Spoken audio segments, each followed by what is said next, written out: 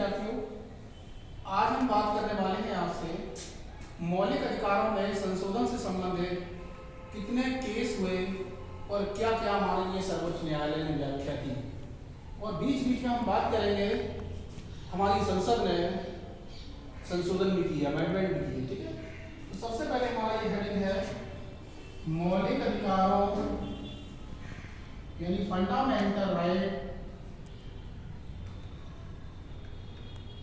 Fundamental rights में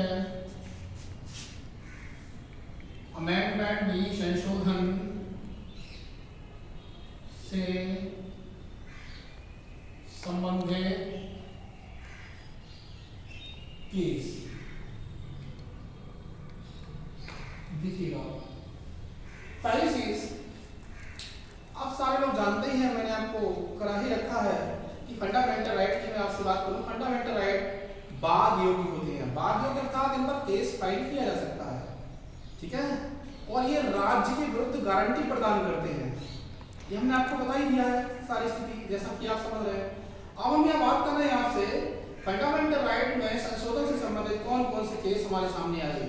तो सबसे पहले हम बात करते हैं 1951 का शंकरी प्रसाद केस था। 1951 के शंकरी प्रसाद केस में माननीय सर्वोच्च न्यायालय ने यह व्याख्या दी कि मौलिक अधिकारों में संशोधन हो सकता है।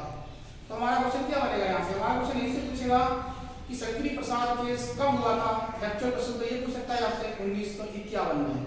तो शंकरी प्रसाद केस में माननीय सर्वोच्च न्यायालय ने क्या व्याख्या दी थी?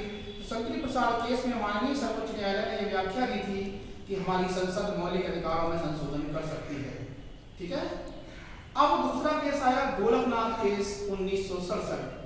गोलकनाथ केस 1967 में माननीय उच्चतम न्यायालय ने यह कहा कि मौलिक अधिकारों में संशोधन नहीं होगा, अर्थात अपने ही जजमेंट को पलट दिया। अब बहुत समस्या पैदा हो गई, बोले मौलिक अधिकारों में संशोधन नहीं होगा, सुप्रीम कोर्ट ने साफ साफ कह दिया गोलकनाथ केस में। अब इस समस्या को सुलझाने के लिए हमारी पार्लियामेंट ने 24वां संविधान संशोधन विधेयक पास किया, 24 कॉन्स्टिट्यूशनल अमेंडमेंट पारित किया। ठीक है, इस संशोधन में ये कहा कि हमारी संसद मौलिक अधिकारों में संशोधन कर सकती है।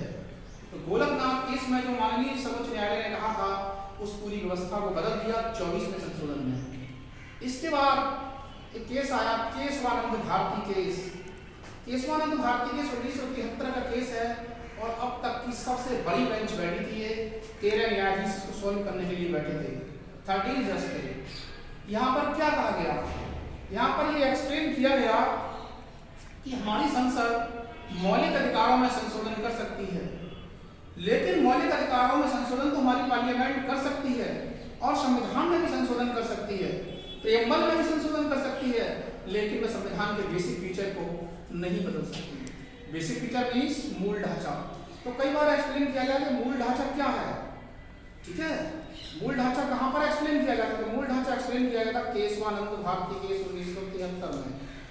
उसके बाद हमारे सामने आया 42वां संविधान संशोधन 1976, 42nd अमेंडमेंट। 42nd अमेंडमेंट में हमारी पार्लियामेंट ने ये एक्सप्लेन किया कि हमारी संसद की जो शक्ति है मौलिक अधिकारों में संशोधन करने की अर्थात फंडामेंटल राइट में अमेंडमेंट करने की, वो असीमित और अपार है।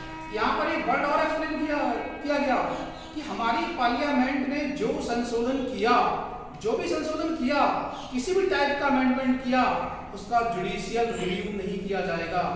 जुडिशियल रिव्यू में ही हिंदी में बोलते हैं न्यायिक पुनरावलोकन नहीं किया जाएगा, अर्थात उसकी जांच कोर्ट के द्वारा नहीं की जाएगी।